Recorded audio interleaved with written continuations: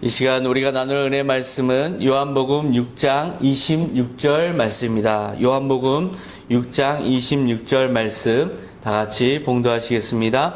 예수께서 대답하여 이르시되 내가 진실로 진실로 너희에게 이르노니 너희가 나를 찾는 것은 표적을 본 까닭이 아니오 떡을 먹고 배부른 까닭이로다. 아멘. 오늘 말씀의 제목은 믿는 자가 되라 라는 제목입니다. 그림을 하나 먼저 보면서 같이 말씀을 나누고자 합니다. 이 그림은 뱅크시라는 그 영국의 거리 예술가 그리고 그래피티 미술가가 웨일주의 한 항구 도시인 포트 텔벗에서 한 차고에 그린 그림입니다. 벽화인데요. 그림 속의 아이를 뭘로 보십니까? 뭘 하는 걸로 보십니까? 혀를 내밀고 하늘에서 떨어지는 눈송이를 맛보고 있습니다. 마냥 신난 모습입니다. 제 모습을 보는 것 같습니다. 여러분들도 어렸을 때 그렇게 눈이 막 한방 눈이 오면 왠지 그 눈을 먹고 싶은 충동이 났을 겁니다. 바로 그 동심을 다시 되찾아주는 것과 같은 그런 벽화입니다. Little Snowflake라는 눈송이가 머리 위로 떨어져요 라는 배경음악으로 한 이 벽화를 한번 우리 영상으로 감상해 보겠습니다.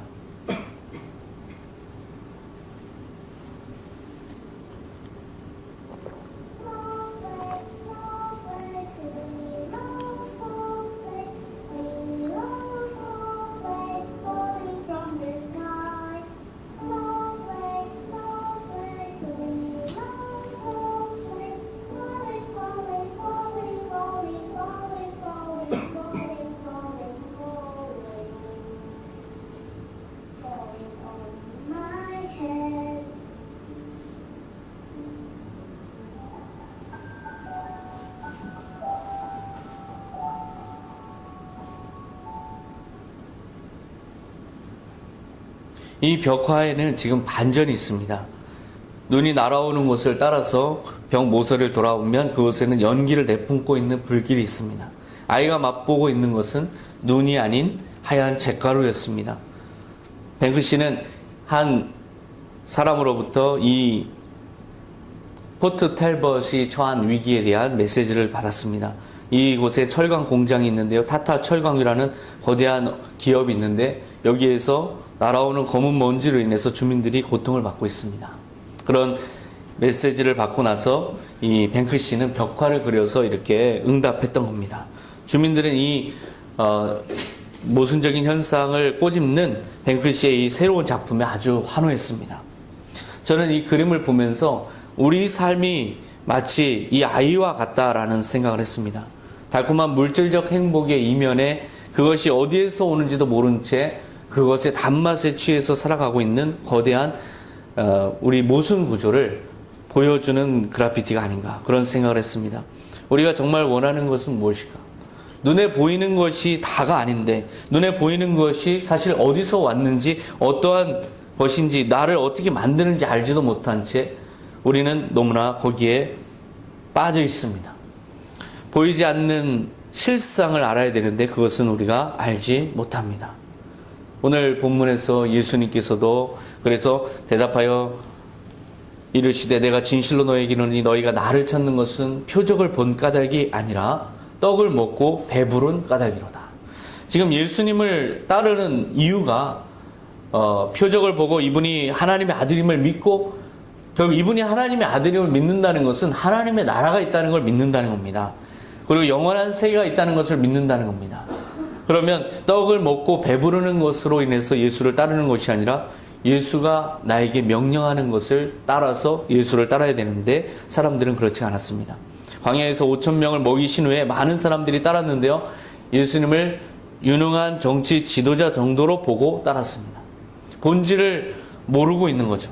먹고 사는 문제를 해결해 줄 수 있는 정치 지도자로 삼고 싶은 마음에 예수님을 따르고 있는 이 사람들을 향해서 너희가 본질을 알지 못하도다. 본질이 무엇이냐? 이것에 대해서 예수님께서 그렇게 경고하신 겁니다. 영생을 쫓는 마음이 없이 고통스러운 현실을 피하려는 동기의 두려움의 기초에서 예수님을 따르는 사람들을 향해서 올바른 믿음으로 나아오라 라고 주님께서 말씀하신 겁니다. 우리에게는 지향하는 동기가 있고요. 회피하는 동기가 있습니다. 내가 뭔가를 추구하기 위해서, 내가 뭔가를 얻기 위해서 달려나가는 사람들은 지향 동기를 가지고 있습니다. 지향 동기를 가지고 있는 사람은 근본적으로 목적이 올바로 서 있기 때문에 바른 삶을 사는 겁니다. 그런데요, 회피 동기로 사는 사람들이 더 많습니다. 내가 지금 당장 어떤 위험을 피해야 되기 때문에, 어떤 문제를 당하면 안 되기 때문에, 내가 결국 험한 꼴을 당하지 않기 위해서 궁리를 하다 보면 결국 회피 동기에 의해서 우리는 살아가게 됩니다. 우리가 주님을 따를 때 회피 동기에 의해서 따른다면 주님께서는 그것을 올바른 믿음이라고 생각하지 않습니다. 그것은 죽음에 대한 믿음이 더 강한 회피 동기이기 때문에 이것은 참다운 믿음이 아닙니다. 주님은 온전한 믿음으로, 영원한 존재로서의 믿음으로, 영존의 믿음으로 예수님을 따르기 원하십니다. 이것이 바로 지향 동기인데요. 예수님께서 그런 취지로 말씀하신 것이 6장 27절입니다. 썩을 양식을 위하여 일하지 말고 영생하도록 있는 양식을 위하여 하라. 영원한 하나님의 나라를 바라보면서 예수 그리스도를 따라야 된다. 단순히 너희들의 지금 두려워하는 문제를 해결해 줄 사람으로 나를 따른다는 것은 올바른 믿음이 아니다. 이렇게 말씀하신 겁니다. 우리 마음 한편에서는 이런 반박할 만한 말이 생각납니다. 그게 그거 아닙니까? 어쨌든 예수님을 따르기만 하면 되는 거 아닙니까? 어떠한 동기에서든 예수님을 따르기만 한다면 그것이 구원으로 이어지는데, 내가 올바르게 믿든 안 믿든 예수님만 따라가고 교회만 나오고 그리고 내가 예수님을 부정하지 않고 그러면 그것으로 되는 것 아닙니까? 이렇게 생각할 수 있습니다. 그러나 주님께서는 그 생각에 대해서 믿음이 없다라고 말씀하실 겁니다. 우리에게 참된 믿음은 무엇일까요? 우리가 살아가는데도 바빠 죽겠는데 언제 믿음을 확실하게 갖고 주님을 따를 수 있습니까? 반문할 수 있지만 우리의 마음의 자세가 올바로 주님을 향할 때, 한순간이라도 주님을 올바로 따르려고 할 때 주님께서는 그것을 기뻐하시고 우리에게 더 많은 삶의 축복을 주십니다. 우리는 정반대로 예수님을 믿고 있을 수도 있습니다. 지금 내가 처한 이 문제가 나에게 닥치지 않기 위해서 예수님을 붙잡고 있을 수 있습니다. 내가 지금 당하는 고통을 어떻게든 피하기 위해서 예수님을 잡고 있을 수도 있습니다. 그러나 그렇게 예수님을 따라서는 안 됩니다. 주님께서 원하시는 우리의 모습은 무엇일까요? 믿는 자가 되라 라는 겁니다. 참다운 믿음으로 나를 따라줬으면 좋겠다. 내가 그것이 참 기쁜 것이다. 바로 그렇게 주님께서는 우리에게 하나님의 나라와 의를 추구하는 올바른 믿음을 갖길 원하십니다. 히브리서 11장 6절에 믿음이 없이는 하나님을 기쁘시게 하지 못하나니 하나님께 나아가는 자는 반드시 그가 계신 것과 또한 그가 자기를 찾는 자들에게 상 주시는 이심을 믿어야 할지니라. 분명하게 종이 내리고 있습니다. 우리가 하나님을 기쁘시게 하는 삶을 사는 것이 인간의 본분입니다. 그런데 내가 어떤 두려움에 쫓겨서 주님 저거 안 당하게 해주십시오 해서 기도한다면 주님은 우리를 바라보면서 참다운 기쁨을 느끼지 못하실 겁니다. 우리가 정말 주님의 사랑받는 자녀로서, 주님을 온전히 믿어야 되는 사람으로서 우리는 어떻게 나아가야 되는가? 지금 우리와 함께 하시는 주님을 인정해야 됩니다. 이것이 가장 급선무입니다. 기독교 역사를 보면 정말 많은 사람들이 주님이 우리와 함께 하시다는 사실 하나를 인정하지 못해서 엄청난 만행을 저질렀습니다. 결국 성숙해진다는 것은 지금 나와 함께 하시는 주님을 인식하고 그 주님을 경배하면서 그 주님을 믿고 그분이 기뻐하시는 일을 행하는 것, 이것이 참다운 믿음입니다. 그래서 참다운 지향점이 어딘지도 우리는 알아야 조금이라도 일상생활 속에서라도 주님을 향해서 우리 나아갈 수 있습니다. 내일 염려는 내일이 할 것이요, 주님께서 말씀하셨습니다. 내일 염려에 쫓겨서 기도하는 것이 아니라 내일 염려를 주님께 맡기는 기도를 해야 됩니다. 주님, 이 문제가 나를 죽일 것 같습니다. 그것 때문에 기도하시는 게 아니라 이 문제를 통해서 주님의 영광을 드러내시옵소서라고 기도해야 됩니다. 하나님의 나라와 의를 구하는 기도가 우리 입에서 먼저 나와야 됩니다. 주님을 이 현실이라 느껴지는 죽음의 두려움에 쫓겨서 회피로 추구하면 안 된다는 것을 보여주는 예화가 있습니다. 마가복음 4장 35절에 보면 그날 저물 때 제자들에게 이르시되 우리가 저편으로 건너가자 하시니 그들이 무리를 떠나 예수를 배에 계신 그대로 모시고 가매 큰 광풍이 일어나며 물결이 배에 부딪혀 들어와 배에 가득하게 되었더라. 예수님을 모시고 지금 배를 운행하고 있는데요. 예수님이 계시다고 해서 광풍이 안 일어나는 게 아니고 배가 위기에 안 빠지는 게 아닙니다. 예수님을 모신 배도 광풍과 풍랑을 만나서 침몰 위기에 처합니다. 예수님을 모신 우리의 삶도 계속 광풍을 만납니다. 침몰의 위기에 처합니다. 그랬을 때 우리는 주여 내가 죽겠나이다. 주님 내가 이러다 빠져 죽겠습니다. 아니 내가 주님을 모셨는데 주님마저도 위태롭습니다. 우리는 그렇게 기도하게 됩니다. 그것이 상황에 쫓기는 기도입니다. 그래서 마가복음 4장 38절에 보면 예수께서는 고물에서 베개를 베고 주무시더니 제자들이 깨우며 이르되 선생님이여 우리가 죽게 된 것을 돌보지 아니하시나이까 하니, 이것이 바로 우리가 주님을 향해서 외치는 기도입니다. 주님 나와 함께 하신다고 하시는데 어떻게 내가 이 빠져 죽게 된 상황을 모른 척 하십니까? 지금 내가 거의 죽게 생겼습니다. 한 번만 더 치면 나는 정말 끝입니다. 이렇게 우리는 기도합니다. 그렇게 기도할 수밖에 없습니다. 그런데요, 그때 주님의 함께 계심을 믿고 그리고 주님께서 상 주시는 이심을 믿고 하는 기도라면 그렇게 기도하지 않았을 겁니다. 주님, 이 모든 것이 주님을 모신 배의 운명이라면 주님과 함께 그 운명을 맡겠습니다.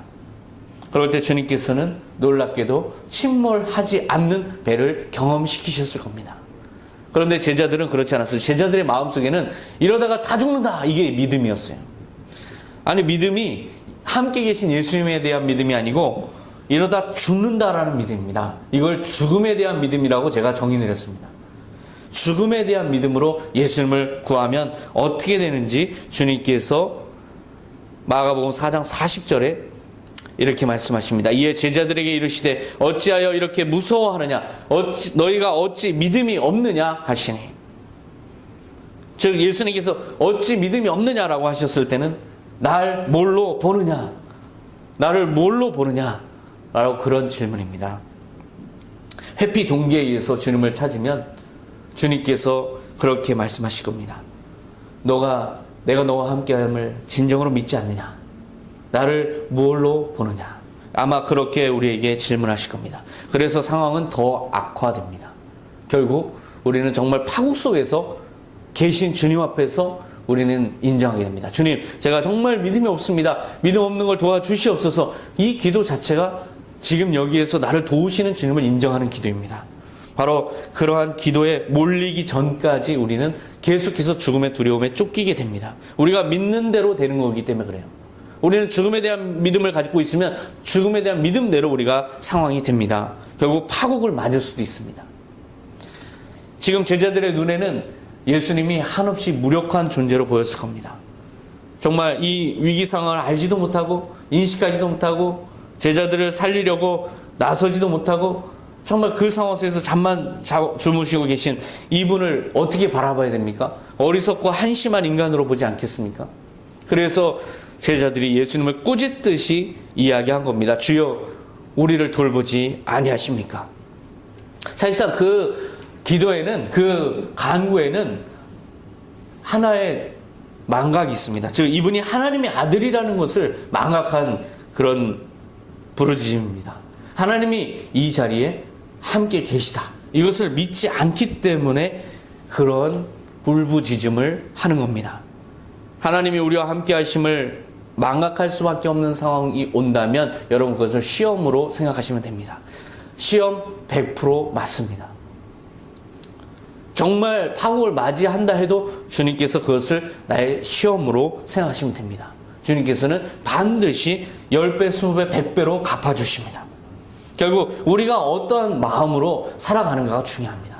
사랑하는 자식을 더 채찍질 하시듯이 우리를 주님께서 더 사랑하시면 하실수록 내게 더 가까이 오거라. 주님께서 시험을 통해서 가까이 계신 주님을 깨닫게 합니다. 그래서 제자들은 깨달았습니다. 마가복음 4장 39절에 보면 예수께서 깨어 바람을 꾸짖으시며 바다더러 이르시되 잠잠하라 고요하라 하시니 바람이 그치고 아주 잔잔하여지더라. 그들이 심히 두려워하여 서로 말하되 그가 누구이기에 바람과 바다도 순종하는가 하였더라. 하나님으로서 다시 인식하게 됩니다. 아, 이분은 하나님의 아들이었지. 우리가 하나님의 아들과 함께 지금 가고 있는 것이지. 비로소 하나님의 아들이 함께 하심을 인정한 겁니다. 가만히 보니까 하나님이 함께 계신 배였던 겁니다. 절대로 하나님이 함께 계시는 배는 침몰하지 않습니다. 죽더라도 부활합니다. 죽음에 대한 믿음을 우리가 버려야 됩니다. 풍랑 속에서 제자들은 예수님이 하나님의 아들임을 부인했습니다. 사실상 부정한 겁니다. 주여, 우리가 죽게 된 것을 돌아보지 않습니까? 라고 하는 그 기도 자체가 나는 하나님을 믿지 않습니다 라는 거나 마찬가지입니다. 그런데요, 주님, 내 생명, 내게 주신 모든 것 다 주님의 것이니 주님께서, 영원한 주님께서 나를 지키고 계시니 나는 죽지 않습니다. 이 문제 때문에 망하지 않습니다. 주님의 내 운명의 배에 함께 하심을 믿습니다. 그렇게 기도하고 끝까지 난간을 붙잡고 그렇게 기도하고 있다면 파도가 저절로 잠잠해지는 걸 정말 경험했을 겁니다. 마태복음 10장 28절에 몸은 죽여도 영혼은 능히 죽이지 못하는 자들을 두려워하지 말고 오직 몸과 영혼을 능히 지옥에 멸하실 수 있는 일을 두려워하라. 주님께서 말씀하셨어요. 완전 이분법입니다. 자, 이분법은 잘못된 걸까요? 이분법은 모순일까요? 철학에서는 모순입니다. 우리가 주관적으로 생각하는 것과 객관적 현실은 계속 상호 배반적입니다. 우리가 아무리 저것이 어떻다 믿어도 현실로 가보면 결국 까보면 그렇지가 않습니다. 그래서 결국 모순을 만나게 됩니다. 그래서 이분법은 망상이고 이분법은 너무나 지나친 이성주의고 이건 깨부셔야 된다. 이게 포스트 모던 철학입니다. 그런데요, 전능자에게는 이분법밖에 없습니다. 왜? 전능자이기 때문에 그렇습니다. 하나님에게는 이분법밖에 없습니다. 하나님을 믿느냐 안 믿느냐 이거밖에 없습니다. 하나님 믿느냐 안 믿느냐 중간지대가 없습니다. 절충점이 없습니다. 주님께서 오늘 이분법으로 말씀하십니다. 몸을 죽여도 영혼은 능히 죽이지 못하는 자들을 두려워하지 말라.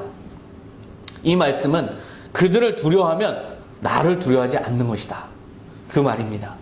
몸과 영혼을 능히 지옥에 멸하실 수 있는 일을 두려워하라. 하나님을 두려워하면 세상을 두려워하지 말라. 이렇게 말씀하신 겁니다. 우리가 하나님을 완전하게 두려워한다면 세상을 두려워하지 않습니다. 그런데 하나님을 두려워하지 않기 때문에 세상을 두려워하는 겁니다. 요한복음 15장 18절에 세상이 너희를 미워하면 너희보다 먼저 나를 미워한 줄 알라. 주님께서는 완전히 일체감으로 생각하십니다. 우리와 하나 되신 주님으로 이해하십니다. 세상이 너희를 미워하면 너희를 미워한 게 아니라 그 속에 있는 나를 미워한 거다. 완전한 일체로 생각하십니다. 세상이, 상황이 나를 미워하고 있습니까? 지금 여러분에게 상황이 그럴 수 있습니다. 아, 지금 현실이 정말 나에게 너무 가혹해. 이것은 세상이 나를 미워하는 겁니다. 내가 정말 감당할 수가 없어. 세상이 나를 아주 미워하는 겁니다. 정말 죽고 싶어. 엄청나게 미워하는 겁니다. 그런데요, 나를 미워하는 것이 아닙니다. 예수를 믿고 있는 나를 미워하는 거지. 여러분의 잘못이 아닙니다. 여러분이 그만큼 주님을 따르기만 하면 되는 겁니다. 내가 예수님을 따르기 때문에 미워하는 겁니다. 내가 세상과 짝돼서 완전히 세상 속으로 나아간다면 세상이 여러분을 미워하지 않습니다. 세상이 여러분과 너무나 친합니다. 여러분은 방탕하고 타락하고 완전히 악독한 인간이 되면 여러분 세상 편하게 살 수 있습니다. 그런데 세상이 거칠고 여러분에게 짐이 되는 이유는, 여러분이 그렇게 십자가를 진 이유는 여러분이 주님을 따르기 때문에 그렇습니다. 세상이 자기를 미워하는 줄 알고 쩔쩔매면 그것이 그냥 자연스러운 본능인 것 같지만 사실은 주님을 두려워하지 않는 태도라는 것, 이것을 깨달으시기 바랍니다. 마태복음 6장 24절에 한 사람이 주인을 섬기지 못할 것이니 혹 이를 미워하고 저를 사랑하거나 혹 이를 중히 여기고 저를 경히 여김이라. 너희가 하나님과 재물을 겸하여 섬기지 못하느니라. 하나만 두려워해야 됩니다. 둘을 사랑하면 안 됩니다. 그죠? 내가 사랑하는 아내가 있는데 또 다른 사람을 사랑하면 큰일 납니다. 이것을 사랑하고 저것을 사랑할 수 없습니다. 마찬가지입니다. 이것을 두려워하고 저것을 두려워할 수 없습니다. 어느 것이 두려워서 다른 것은 두려워할 생각조차 안 나야 됩니다. 그때 우리가 따라야 될 것이 무엇입니까? 하나님입니다. 하나님을 두려워하고 하나님을 사랑하는 자는 세상을 두려워하지 않고 세상을 사랑하지 않는 겁니다. 이것이 바로 선한 청지기의 삶입니다. 세상을 두려워하면 안 됩니다. 이것이 바로 이 믿는 자가 되라는 말씀의 그 내용입니다. 예수님께서 떡을 기대하면서 따르는 사람들에게 떡을 기대하지 말라, 영생을 위해 따르라, 이렇게 말씀하셨을 때 사람들은 많이 실망해서 떠납니다. 그렇게 우리의 메시아요, 구원자요 했던 사람들이요, 다 떠납니다. 자신들이 찾던 그 누가 아니라는 거죠. 자신들이 찾던 그 누가 어떤 인물이었는지를 정확하게 자기 스스로 입증하는 겁니다. 예수님은 제자들에게도 묻습니다. 너희는 나를 누구로 보느냐?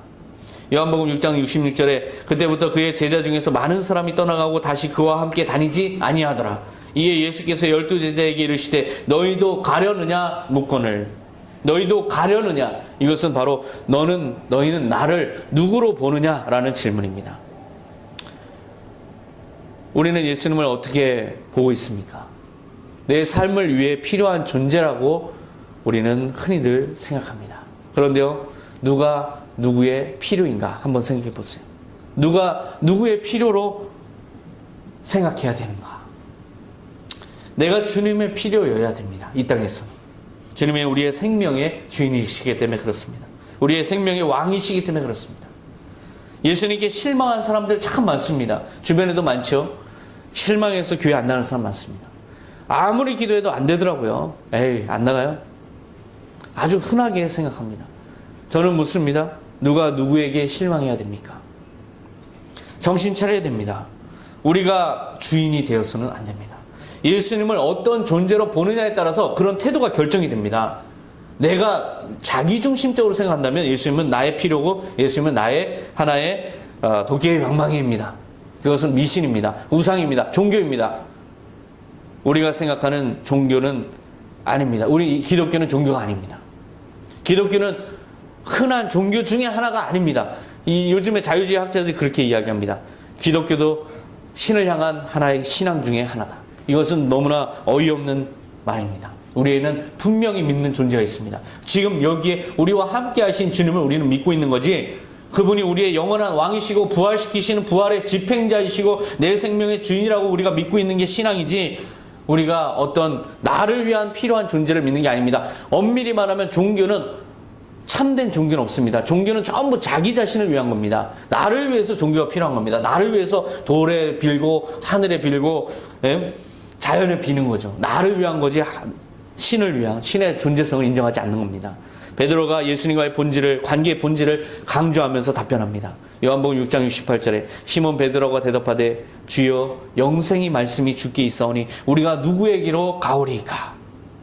이것이 여러분의 고백이어야 됩니다. 주님, 하나님의 나라와 의를 주님께서 우리에게 말씀하셨는데, 또 영원한 생명을 나에게 말씀하셨는데, 내가 영원한 생명을 어떻게 버릴 수 있습니까? 오직 주님뿐이 없습니다. 이 고백에 주님이 얼마나 감격했는지요, 얼마나 감격했는지 그 표현이 있습니다. 6장 69절에 우리가 주는 하나님의 거룩한 자이신 줄 믿고 알아싸움나이다. 예수께서 대답하시되 내가 너희 12를 택하지 아니하였느냐. 정말 너무나 감격해서 말씀하신 겁니다. 내가 너희를 택하지 않았냐. 우리가 들어야 될 말입니다. 내가 너를 택하지 않았느냐. 내가 정말 너무나 잘 선택했다. 예수님께서 믿음으로 나가는 자에게 우호적 태도를 보이십니다. 그리고 최고의 축복을 주시는데요. 마태복음 23장 9절에 너희의 아버지는 한 분이시니 곧 하늘에 계신 이시니라. 너희는 다 형제니라. 엄청난 축복입니다. 족보를 바꿔주신 거고, 우리의 근본을 바꿔주신 거고, 우리의 영원한 본질을 바꿔주신 겁니다. 인간의 아들로서 살아가는 우리의 연약함을 완전히 최고로 높이셔서 하나님의 아들로 우리를 명명하신 겁니다. 이 하나님의 아들들은 어디에서 나왔습니까? 예수님의 십자가에서 탄생했습니다. 예수님의 십자가에서 예수님이 피 흘려서 우리의 모든 죄를 용서해 주심으로 그때 우리가 탄생한 겁니다. 그 탄생한 사람들의 영원한 공동체가 바로 이 교회 공동체고, 우리가 그리스도의 몸의 한 핏줄과 한 살과 한 근육을 지금 형성하고 이렇게 주님을 섬기고 있습니다. 우리에게 주님은 말씀하십니다. 내가 너희를 택하지 않았느냐. 이 말씀을 들을 수 있어야 됩니다. 그래서 믿는 자가 되어야 합니다. 믿는 자가 될 때 우리는 이런 주님의 찬사를 들을 수 있습니다. 예수님 우리의 왕이십니다. 왕을 선택할 수 있습니까? 왕을 바꿀 수 있습니까? 왕이라는 것은 예수님이 영원한 왕이시고 왕권이 변화되지 않는 왕이신데요. 이 영원한 왕을 우리는 모시고 살아가는 사람들입니다. 이 영원한 왕을 바꿀 수 있습니까? 왕은 바뀌지 않습니다. 대통령은 인간의 손으로 뽑아서 바꿀 수 있지만 왕은 바꿀 수 없습니다. 왕의 통치권 안에 살아가는 백성들은 절대로 왕을 바꿀 수 없습니다. 왕이 죽어야 끝납니다. 그러나 왕은, 우리의 섬기는 이 사랑의 왕은 영원히 죽지 않는 영원한 왕이십니다. 우리 영원한 왕을 섬기는 영원한 존재들입니다. 이것이 바로 영원한 하나님의 나라입니다. 지금 우리는 무엇을 생각하며 살고 있습니까? 내 자신이 너무나 중요하고 내 자신의 삶이 너무나 소중하다는 거 알고 있습니다. 가끔 우리도 그런 마음 속에 살아갈 때가 있습니다. 어쩌면 대부분이 그렇게 살고 있습니다. 그러나 그 왕국에 살고 있음은 잊지 말아야 됩니다. 우리의 통치자가 하나님이시고 우리 주님이시라는 것을 우리는 망각해서는 안 됩니다. 결국 우리는 그 통치권 아래 있는 그 왕의 현실을 살아가고 있는 사람들이라는 걸 이걸 잊어서는 안 됩니다. 여기 한 사람이 있습니다. 그것을 잊었다가 되찾은 사람. 그래서 믿는 자가 된 사람이 있습니다. 바로 도마인데요. 요한복음 20장 24절에 12제자 중에 하나로서 디두모라 하는 도마는 예수께서 오셨을 때 함께 있지 아니한지라. 다른 제자들이 그에게 이르되 우리가 주를 보았노라 하니 도마가 이르되 내가 그의 손에 못자국을 보며 내 손가락을 그 못자국에 넣으며 내 손을 그 옆구리에 넣어보지 않고는 믿지 아니하겠노라 하니라. 지금 도마는 왔더니 다른 제자들은 다 부활한 예수를 봤다고 하는데 자기 눈에는 안 보입니다. 그래서 자기가 합리적으로 이성적으로 판단할 수 있는 검증 방식을 제시합니다. 먼저 손에 못자국을 내가 봐야만 믿겠다. 시각적인 검증을 요구합니다. 그리고 촉각적으로 자기가 만져보고 직접 검증하는 것으로 손에 못자국에 내가 손가락을 넣어보겠다. 옆구리에 못자국에 손가락을 넣어보겠다. 이렇게 검증의 그 방식을 제시합니다. 그렇게 해야 나는 정말 그분을 믿겠다. 그런데요, 26절에 보니까 여드레를 지나서 8일이 지나서 제자들이 다시 집 안에 있을 때 도마도 함께 있고 문들이 닫혔는데 예수께서 오사 가운데 서서 이르시되 너희에게 평강이 있을지어다 하시고 도마에게 이르시되 내 손가락을 이리 내밀어 내 손을 보고 내 손을 내밀어 내 옆구리에 넣어보라. 그리하여 믿음 없는 자가 되지 말고 믿는 자가 되라. 지금 이 예수님의 말씀에 베드로는 바로 그냥 무릎을 꿇습니다. 그리고 고백하는 거죠. 주님이십니다. 근데요, 지금 도마가 손가락을 넣어봤습니까? 손가락 넣지 않습니다. 손가락 넣지 않습니다. 물론 주님이 나타나셨기 때문에 더 이상 검증할 방법이 없다 이렇게 생각할지 모르지만 아까 그렇게 8일 전에 말했던 도마의 그 어떤 작심한 모습을 보면 그 정도로 예수님을 열렬하게 사랑했던 사람의 마음에서 보면 정말 주님 맞습니까? 하고 가서 어떻게 넣어볼 만도 한데요. 바로 무릎을 꿇습니다. 왜 그랬을까요? 저는 이 대목이 너무나 중요하기 때문에 정말 깊이 묵상을 해봤는데요. 정말 놀라운 사실을 알게 됐습니다. 지금 예수님이 도마에게 정확하게 도마가 말한 것을 말하고 있습니다. 내 손가락을 이리 내밀어 내 손을 보고 내 손을 내밀어 내 옆구리에 넣어보라. 제자들이 예수님에게 가서 얘기했습니까? 예수님, 도마가 얘기하는데요. 못자국을 보고 손가락을 넣으며 옆구리에 넣어보지 않고 못 믿겠답니다. 아니 그래? 괘씸한 놈. 그래서 예수님이 와서 이렇게 넣어보라 라고 말씀하신 겁니까? 아닙니다. 여드레 동안 보지 못했습니다. 그런데 예수님께서 바로 마치 그 자리에 있었던 것처럼 얘기하십니다. 도마가 나는 넣어보지 않고는 믿지 않겠노라 하는 순간에 함께 있었던 것처럼 정확하게 예수님이 말씀하십니다. 도마는 예수님의 이 말씀을 들으시면서 도마는 무엇을 느꼈을까요? 가장 예수님이 안 계신 곳이라 생각하고 그렇게 자신있게 이야기했던 바로 그곳에서조차 주님이 나와 함께 하셨구나. 그 순간에 도마는 완전히 무릎을 꿇습니다. 확인해 볼 엄두를 내지 못합니다. 마치 베드로가 자기의 생각을 알고 마치 물고기를 잡으러 가라 하신 것을 느꼈을 때 무릎을 꿇고 주여 나는 죄인으로서이다 한 것처럼 지금 도마는 완전히 함께 계셨던 주님을 믿습니다. 그래서 28절에 도마가 대답하여 이르되 나의 주님이시요 나의 하나님이시니이다. 바로 무릎 꿇고 고백할 수밖에 없습니다. 지금 보이지 않지만 함께 계시는 주님, 주님을 욕하고 거의 욕하다시피 하고 있는데 그 순간에도 함께 계신 주님을 느꼈을 때, 눈앞에서 봤을 때 도마는 더 이상 뭘 검증한다라는 엄두가 나지 않습니다. 예수께서 말씀하십니다. 예수께서 이르시되 너는 나를 본고로 믿느냐? 보지 못하고 믿는 자들은 복되도다 하시니라. 본고로 믿느냐? 보고도 못 믿는 사람들이 많은데 본고로 믿느냐? 이것은 바로 넣어보라, 넣어봐야만 믿는다, 자 넣어보라가 아닙니다. 결국 내가 너와 함께 있었음을 너가 이제야 인식하느냐? 본고로 믿는 자는 것은 바로 그 말씀입니다. 보지 못하고도 함께 계심을 믿는 자들은 보지 못하고도 영원히 함께 계시는 주님과 함께 있다는 걸 믿기 때문에 복되도다, 이렇게 말씀하신 겁니다. 주님께서 이 자리에 계십니다. 우리가 주님이 어디 있어? 보이지도 않는데 라고 하는 그 순간에도 주님은 계십니다. 바로 주님이 계시다는 것을 완전히 믿을 때 우리는 참된 믿는 자가 될 수 있습니다. 그 주님을 완전히 믿을 때 상 주시는 이심을 믿고 우리가 선한 청지기로 살아갈 수 있습니다. 바로 믿은 대로 되는 겁니다. 도마는 결국 제일 먼 인도에까지 가서 헌신하고 주님을 복음을 전하면서 어떤 생각을 했을까요? 이 먼 곳, 이 야만인의 세상까지도 주님은 함께 계시구나 라는 걸 믿으면서 끝까지 복음을 전하고 순교했습니다. 바로 이것이 진리입니다. 그 어느 누구도 부정할 수 없는 진리입니다. 주님은 여기에 함께 계시고 우리의 마음을 받으시고 우리의 고백을 받으시고 우리의 찬양을 받으시는 주님이심을 믿는 자가 되시기 바랍니다. 기도하겠습니다. 하나님 아버지 감사합니다. 우리 너무나 부족하고 연약하여서 주님 눈에 보여야만 생각하는 어리석은 백성입니다. 주님 보지 않고 믿는 자가 진정 주님의 현실을 살아가는 자입니다.